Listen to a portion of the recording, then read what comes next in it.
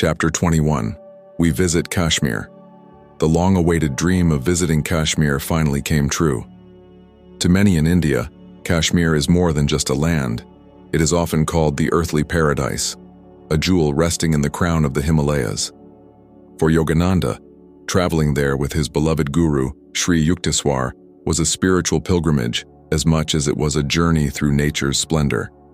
As their caravan moved closer to the valley, Yogananda's heart swelled with joy. Snow-capped mountains rose like silent guardians of eternity, their white peaks glittering under the golden rays of the sun. Streams of crystal-clear water tumbled joyfully down from the heights, weaving through green valleys and fields alive with flowers. When they reached Srinagar, Yogananda was captivated by Dal Lake. The waters reflected the sky like a mirror, and houseboats floated gently as though cradled by nature herself. Lotuses bloomed at the edges, their petals opening as if in silent prayer.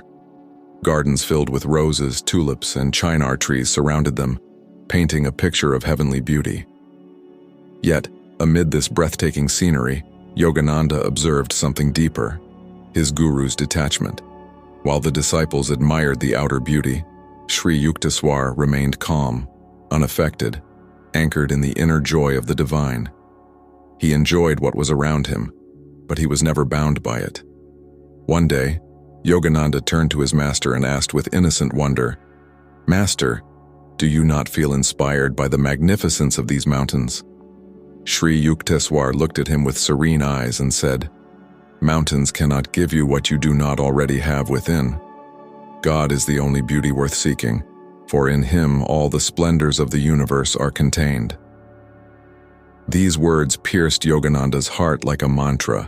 He realized that no matter how magnificent the external world may appear, it is but a reflection of the infinite beauty within. True bliss is not found outside. It is discovered in the presence of God.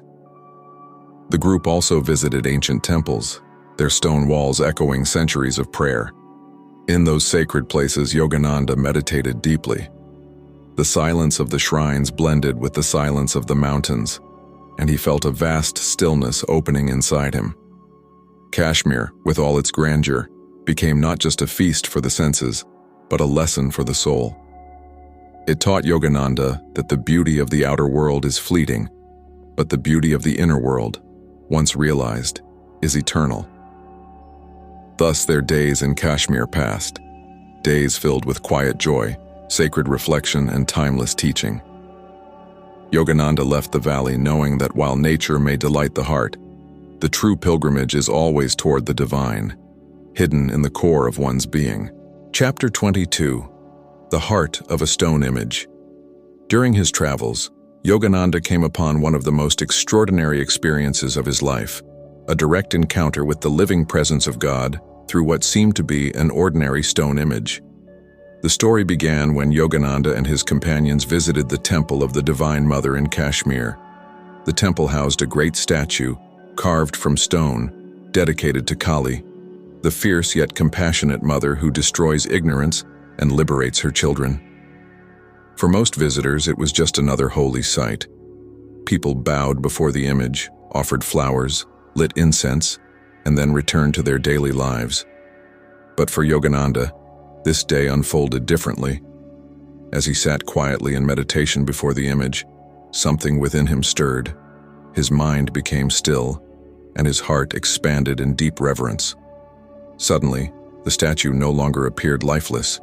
It radiated energy, a living power, as though the stone itself had awakened. He later recalled, "In that moment, the Divine Mother was no longer a symbol of stone. She was alive. Her presence filled the temple. Her eyes looked at me with unspeakable tenderness. Her love poured into my soul like a river of light." Tears streamed down Yogananda's face as he realized what was happening. The image was merely a channel. The infinite consciousness had chosen that form to bless him.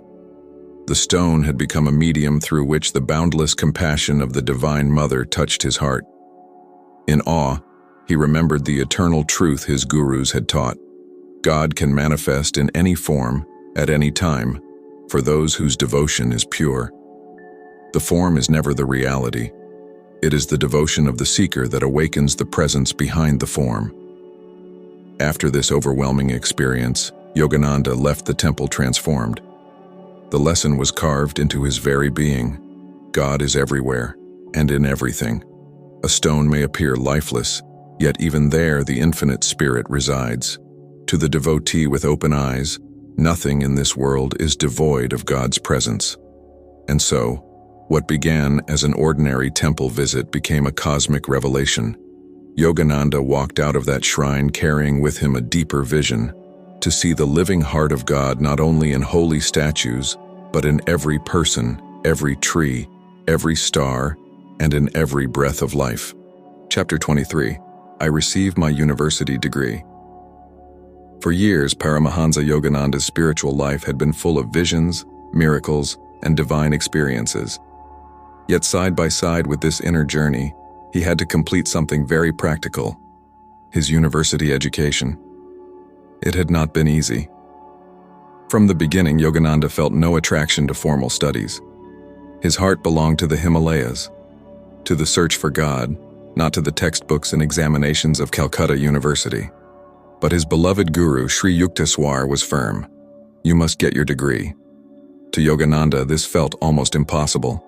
He had neglected his academic subjects so deeply that he faced failure again and again. His friends mocked him, and even his teachers doubted he would ever pass. But Sri Yukteswar's command was absolute, and Yogananda trusted that behind the stern insistence of his master was a higher will. At one point, when discouragement nearly overwhelmed him, Yogananda prayed desperately to the Divine Mother. I cannot do this alone. If you want me to succeed, you must help me.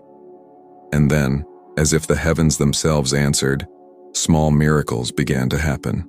Lessons he had never studied came to his mind with sudden clarity. Questions on the examinations matched almost word for word the little he had prepared.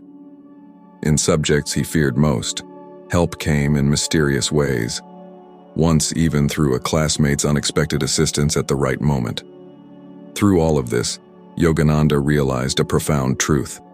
The divine works through human instruments, and when one acts with faith and surrender, even the impossible becomes possible. Finally, the day arrived when Yogananda stood before the examiners for the last time. His heart pounded with prayer, his lips silently repeating God's name. And when the results were announced, the impossible had happened. He had passed. Soon after, he received his degree, Bachelor of Arts from Calcutta University. To the world, it was an ordinary academic success. To Yogananda, it was something much greater. It was a confirmation that obedience to the Guru brings victory, no matter the odds. The degree was not his own achievement. It was the gift of his master's blessing and Divine Mother's unseen hand. And so, with diploma in hand, Yogananda stood at a new threshold of life. His earthly duty was fulfilled.